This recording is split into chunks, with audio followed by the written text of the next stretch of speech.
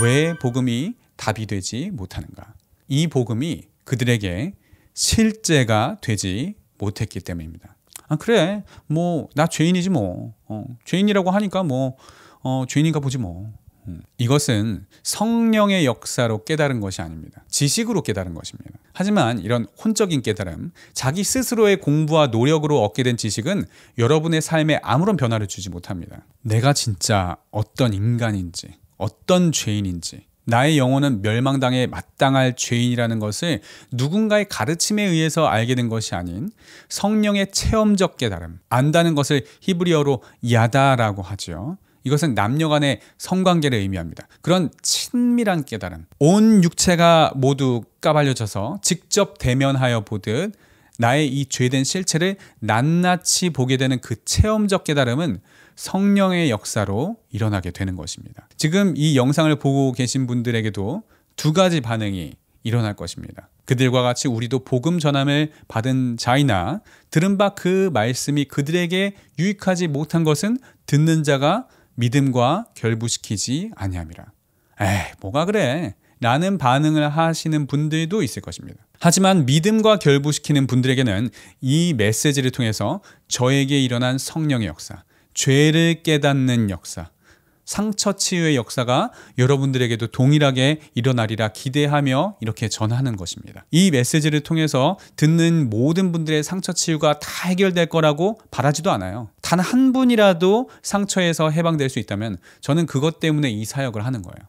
여러분, 여러분의 내면에서는 이 복음을 기피하는 마음이 본능적으로 작동할 것입니다. 이것이 인간의 본성입니다. 나의 죄 문제를 직면하고 싶지 않은 마음, 피해자이고만 싶지 내가 동시에 가해자라는 것은 인정하고 싶지 않은 마음, 심지어는 자신이 계속 피해자로 남기 위해서 자신의 피해의식을 피해의 사실로 인정받기 위해 피해를 호소하는 또 다른 피해 호소인을 끌어들여서라도 내가 받은 피해를 정당화하고 싶은 마음도 생깁니다. 이게 무슨 말이냐? 어떤 사람이 교회 공동체에서 잘못을 해서 출교당했다고 해봅시다. 그러면 그 사람은 그 교회 공동체에 대한 앙심을 품게 됩니다. 그러면서 저 교회가 나를 부당하게 출교시켰다고 하는 거예요. 그런데 그렇게 말하게 되면 내 말에 힘이 없잖아요. 그러니까 그 교회 공동체에서 피해를 당했다는 또 다른 피해 호소인을 끌어들여서 정치적 연대를 하는 겁니다. 그렇게 해서라도 자신의 잘못을 인정하지 않고 교회를 공공의 적으로 만들어서 자신의 주장을 관철시키는 것이죠. 제가 누구라고 명확하게 말씀드리지는 않겠지만 뭐 다들 떠올리는 언론사들이나 인물들이 있을 것입니다. 그리고 바로 제가 그런 사람이었습니다. 그러니까 주관적 기준에 따라 당사자가 피해를 당했다고 느꼈다면 사실로 간주한다는 이 무적의 논리를 펴서라도 계속해서 피해자로 남고 싶어 합니다. 힘든 상황을 탈피하기 위해 무의식적으로 나오는 행동들이죠. 우리는 이것을 방어 기제라고 부릅니다. 이 모든 것은 복음을 회피하기 위한 인간의 본성입니다. 선악과를 따먹고 자기 자신이 자신의 하나님이 되어 모든 것을 다스리고 싶은 그 인간의 본성이며 복음은 이 본성을 거스릅니다. 자기 자신의 왕좌를 내려놓고 그 자리를 하나님께 다시 내어드리는 것은 인간의 본성을 거스르는 것이죠. 자기 죄를 인정하고 낮아지는 것은 선악과를 따먹고 자기 스스로를 높이는 인간의 본성을 거스르는 것이고요. 나에게 피해를 입히고 나에게 상처를 준 사람들을 공격하는 것이 선악과를 따먹은 인간의 본성이잖아요. 근데 그 공격을 포기하고 같은 가해자의 입장에서 같은 죄인으로서 취급받는 것은 그 인간의 본성을 거스르는 것이죠. 복음은 이렇게 인간의 본성을 거스릅니다. 이것은 필연적으로 고통스럽습니다. 우리가 복음을 직면했을 때, 우리의 죄 문제를 직면했을 때 우리는 반드시 괴롭습니다. 피하고 싶을 것입니다. 내가 하나님 앞에 충성한 것, 열심히 살았던 것, 양심적으로 살았던 것, 잘한 것들만 생각하고 싶고 그에 대한 보상을 받고 싶은 것이 우리 인간의 본성입니다. 하지만 우리는 직면해야 합니다. 우리는 우리의 죄 문제를 직면해야 합니다. 우리는 할 수 없지만 성령께서 하십니다. 지금 이 메시지를 듣는 지금 이 시간 성령님의 은혜로 믿음과 결부시키시는 은혜가 있기를 바랍니다. 편법을 생각할 수도 있을 것입니다.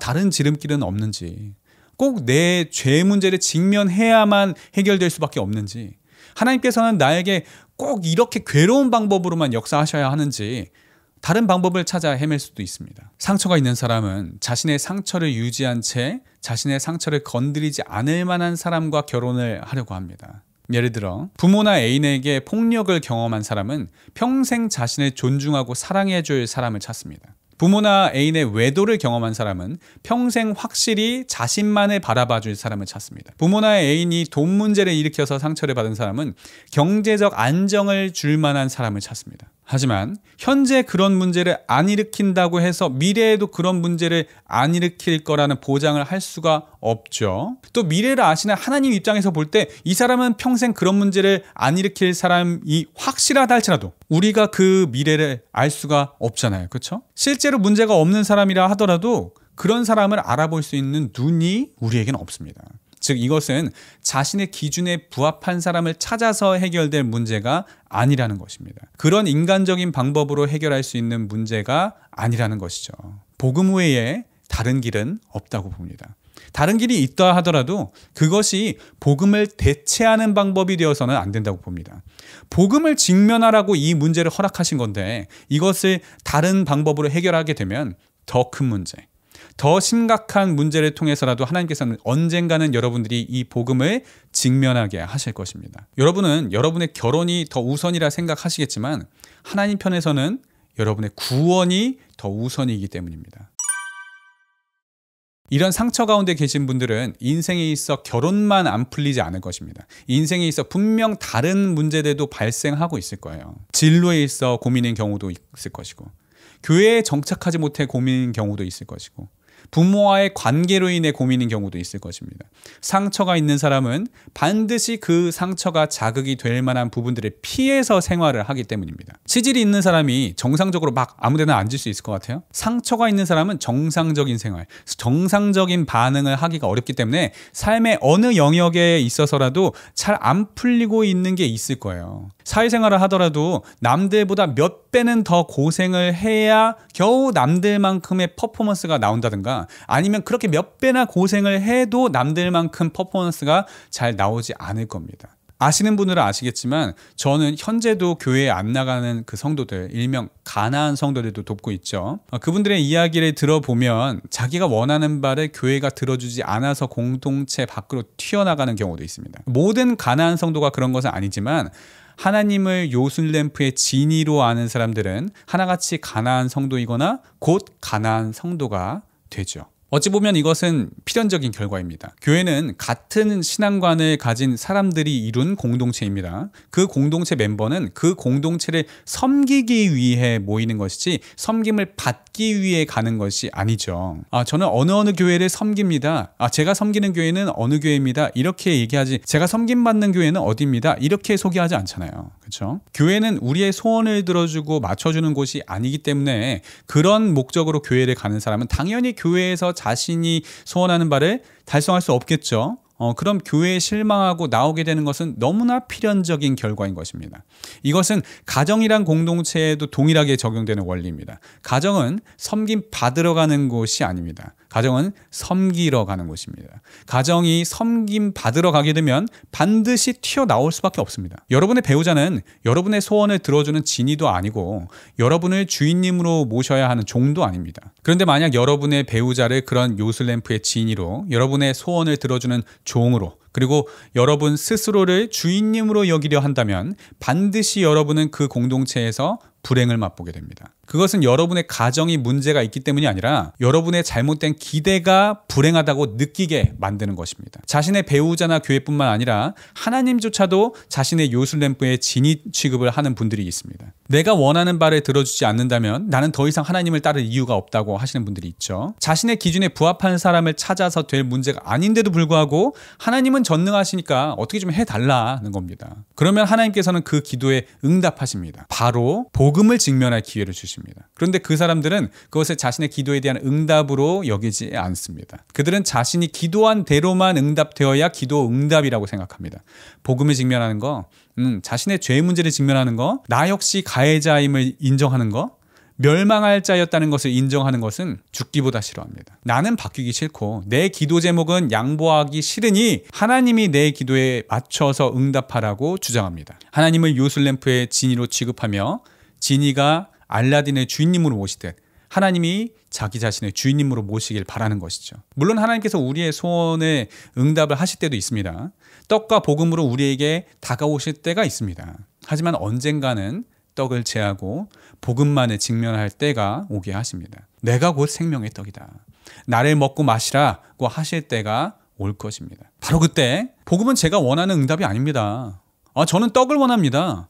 저는 제가 기도한 기도 제목에만 그대로 응답되는 것을 원하지 다른 응답은 응답으로 쳐주지 않을 겁니다. 이렇게 주장하며 예수를 떠나던 사람들이 있었습니다. 이들은 군중이었습니다. 하지만 제자는 그렇게 살아가지 않았습니다. 예수님께서 너희도 가려느냐? 이렇게 물었을 때 시몬 베드로는 이렇게 대답했습니다. 영생의 말씀이 여기 있는데 우리가 누구에게로 가겠습니까? 자, 여러분, 우리의 이 죄 문제를 직면하고 죄인됨을 직면하고 우리 역시 가해자였음을 인정하는 것이 바로 우리가 절실하게 기도했던 우리의 기도 응답인 것입니다. 이제는 이 하나님의 기도 응답에 반응을 할 때입니다. 언제까지 피하고만 있을 수 없습니다.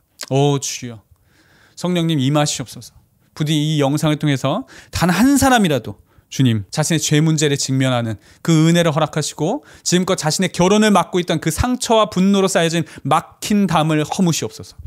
주님의 애끓는 마음으로 주님의 애통하는 심정으로 주님 간구하오니 우리 영혼들을 불쌍히 여기시고 주님 역사하시옵소서. 우리 스스로는 주님을 알 수도 우리 스스로를 알 수도 없는 그런 미약하며 타락하며 무지한 자들입니다. 오 주님, 주님의 권능의 손길로 이 굳어진 마음을 부드럽게 하시옵소서. 여러분, 이런 하나님의 은혜를 경험한 사람들은요, 더 이상 하나님께 요구할 것이 없습니다. 구원의 은혜를 받은 것만으로 만족합니다. 그냥 숨이 붙어 있는 것만으로도 감사합니다. 그런 자가 하나님께 또 무엇을 요구할 수 있겠습니까? 돌아온 탕자가 돌아와서 아버지에게, 아버지 저에게 금가락지 끼워주시고요, 겉옷은 제일 좋은 걸로 준비해 주시고요, 속옷도 최고급 실크로 준비해 주세요.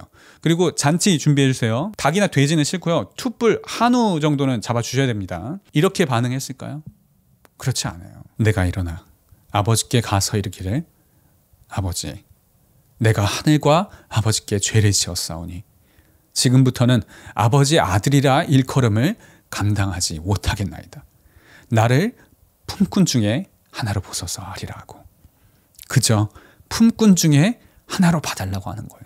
근데 아버지에게 무언가를 요구하는 사람이 있었죠. 그게 첫째 아들이었잖아요. 둘째는 저렇게 사고치고 저렇게 문제 일으키고 죄 많이 지었는데 저렇게 축복을 해주시고, 나는 양심적으로 살고 그렇게 충성하면서 지냈는데 왜 나한테는 뭐 없냐는 것이죠. 근데 여러분, 이 첫째 아들이 정말 잘하기만 했을까요? 이 첫째 아들은 정말 피해를 받기만 했을까요? 정말 아버지께서는 차별 대우하시는 걸까요? 정말 첫째 아들은 가해자였던 적이 한 번도 없었을까요? 그게 아니에요. 사실 아버지 입장에서는 첫째나 둘째나 죄인인 건 매한가지입니다. 근데 차이점은 둘째는 본인이 죄인인 걸 시인했어요. 하지만 첫째는 본인이 죄인이라고 생각할까요? 그렇지 않아요. 첫째는 본인 스스로를 의인이라고 생각하고 있는 거예요. 이것이 바로 상처받은 자들이 빠지는 의인의 함정인 것입니다. 물론 크리스천들에게 당신이 죄인이라고 생각하냐고 물어보면 그 사람들 중에 본인은 죄인 아니라고, 의인이라고 대답할 사람 아무도 없어요. 심지어 이것은 크리스천이 아닌 사람들에게 물어봐도 스스로를 의인이라고 대답하는 사람 많지 않습니다. 그런데 대답은 그렇게 하지만 실제로도 그렇게 생각할까요? 실제로도 정말 자기 자신이 교도소에 갇혀있는 강간범이나 살인범과 전혀 다를 바 없는 그런 죄인이라고 생각할까요? 정말 나는 멸망할 죄인이라고 생각하시나요? 하나님께서 나를 이렇게 살려두신 이유를 이해할 수 없다, 이렇게 생각하시나요? 이런 죄인을 지금까지 이렇게 멀쩡하게 살려두신 것만으로도 감사하시나요? 제가 이런 얘기를 하니까 어떤 청년은 저보고 과거에 무슨 살인죄를 저질렀냐고 하시더라고요. 그것이 사람의 관점이에요. 사람의 관점으로 자기 자신을 바라보기 때문에 자기 자신이 그래도 그 정도로 죄인이라고 생각되지 않는 겁니다. 사람 본인은 자기 자신을 그렇게 볼 수밖에 없어요. 성령님의 조명하심으로 바라봐야 자신의 실체를 깨달아 알 수 있습니다. 자기 자신이 강간범이나 살인범과 하등 차이가 전혀 없는 멸망에 죽을 죄인이라는 것은 성령을 통해서만 깨달을 수 있어요. 누구든지 온 율법을 지키다가 하나를 범하면 모두 범한 자가 되나니 율법에 갇힌 사람들은 이 말씀을 절대 이해할 수 없어요. 나는 죄를 하나만 범했는데 왜 저딴 죄인들과 동일하게 취급하냐라고 생각되실 겁니다. 난 그 정도까지 쓰레기는 아니라고 생각하는 거예요. 난 나에게 상처 준 그 쓰레기만큼은 아니라고 생각하는 거예요. 예수 그리스도의 복음을 직면하기 전까지는 모든 기준이 자기에게 맞춰져 있기 때문입니다. 누군가를 선하다, 악하다로 판단하는 것도 자기 기준이에요.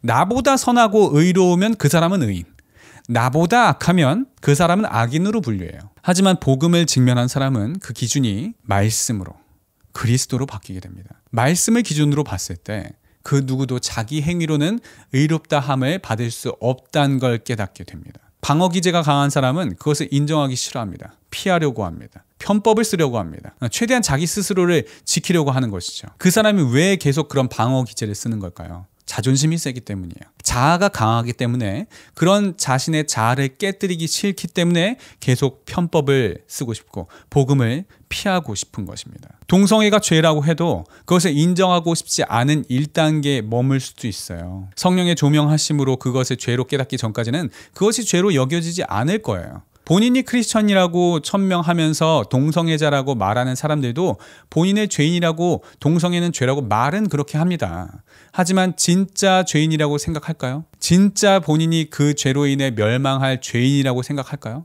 그렇게 생각하지 않아요. 거기다가 2단계까지 가게 되면 이제는 자기 스스로에 대한 문제의식까지 결여된 것에서 더 나아가서 피해의식에까지 사로잡힙니다. 그러면 객관성을 잃어버리는 겁니다. 내가 사회에서, 교회에서 이렇게 차별받았는데 이런 내가 왜 고쳐야 하느냐라고 생각하는 거예요. 의인의 함정에 빠지는 것이죠. 근데 거기서 3단계까지 가게 되면 이제는 오히려 정상인들이 본인에게 맞춰야 된다고 생각하게 되는 것입니다. 차별금지법을 통과시키려는 것, 정상적으로 신앙하는 사람들을 역차별하려는 사고는 바로 여기에서 나오게 되는 것이죠. 그러니까 다 상처가 이렇게 만드는 거예요. 근데 피해의식의 특징이 뭐냐 하면 피해를 받은 사람은 자신에게 까방권이 있다고 생각하게 만든다는 것입니다. 이게 의인의 함정이에요. 피해의식을 가진 사람은 자기도 죄인인데도 불구하고 피해를 받았으니까 자신은 의인이라고 생각하는 함정에 빠집니다. 저도 어렸을 적에는 이런 의인의 함정에 빠져 살았던 사람이었어요. 나는 이러이러한 피해를 받았으니까 내가 좀 욱해도 사람들이 이해해줘야 돼. 내가 때로는 좀 과격하게 반응을 하더라도 이해해줘야 돼. 왜냐하면 난 지금까지 피해를 받았고 그것에 대해 꾹꾹 참아가고 또 눌러가며 인내해줬으니까 지금 내가 이렇게 내 성질대로 행동하더라도 사람들은 당연히 이해해줘야지 라고 생각했었습니다. 저 말고도 이렇게 인격이 어리신 분들은 이런 생각을 가지신 분들이 좀 있으실 거예요. 특히 부모에게 객관적인 훈육을 잘 받지 못해도 이런 반응을 보이고, 또 외동이거나 아니면 감정적인 사람은 이런 반응을 보이는 경우가 많습니다. 제가 이전에 올린 영상 중에 강간을 당하더라도 낙태는 죄라고 말씀드렸습니다. 그때 굉장히 격양된 반응을 하는 사람들이 있었다는 것을 기억하실 것입니다. 상당히 많은 사람들이 자신도 낙태를 반대하는 입장이지만 강간을 당했다면 이 사람이 낙태하는 것에 대해서는 까방권을 줘야 한다고 생각하는 겁니다. 근데 제가 그분들이 강간 당한 피해 사실을 부정하거나 그 아픔을 축소시키거나 그에 대한 공감 능력이 없어서 그런 말씀을 드린 게 아니에요. 그분들의 피해는 부정할 수 없는 사실이 맞아요. 하지만 그렇다고 해서 내가 또 다른 무고한 사람을 해쳐도 되는 권리가 생기는 게 아니에요. 이것은 정당방위도 아닙니다. 그 태아가 산모에게 피해를 입힌 적은 없어요. 잘못은 태아가 아니라 강간범이 한 것이고, 잘못에 대한 책임을 지더라도 강간범이 져야 하는 것이지 애꿎은 태아에게 이러한 책임을 물을 수 없고, 심지어 그의 생명을 취하는 방법으로 책임을 지우는 것은 성경을 떠나서 우리가 상식적으로 생각했을 때도 이해할 수 없는 것입니다. 강간 피해 사실과 태아 살인, 이 두 가지 사건은 별개의 사건이라는 것입니다. 근데 사탄은 이 피해의식으로 장난질을 시작합니다. 논리적으로 생각할 때는 피해자라고 해서 그와 전혀 다른 별개의 사건에까지 까방권을 가질 하등의 이유가 없어요. 그리고 이러한 마음의 상처를 치유하는 방법은 다른 게 없습니다. 물론 심리학적으로나 정신분석학적으로나 다른 방법이 있는지 모르겠어요. 제가 그쪽이 전문가가 아니니까 그건 모르겠는데요. 그래도 교회가 그러한 마음의 상처가 있는 사람들을 치유하는 방법은 정신심리학적으로 치료할 건 아니라고 봐요. 교회는 복음으로 상처받은 사람들을 치유하는 것이 가장 정석적이라고 봅니다. 대부분 마음의 상처를 치유한다고 생각하면 위로와 공감을 해야 치유된다고 생각합니다. 물론 위로와 공감은 필요합니다. 당연히 상대방의 말을 들어주고 그 사람의 마음을 충분히 공감해줄 필요가 있어요. 근데 그런 위로가 치료하는 것은 아닙니다.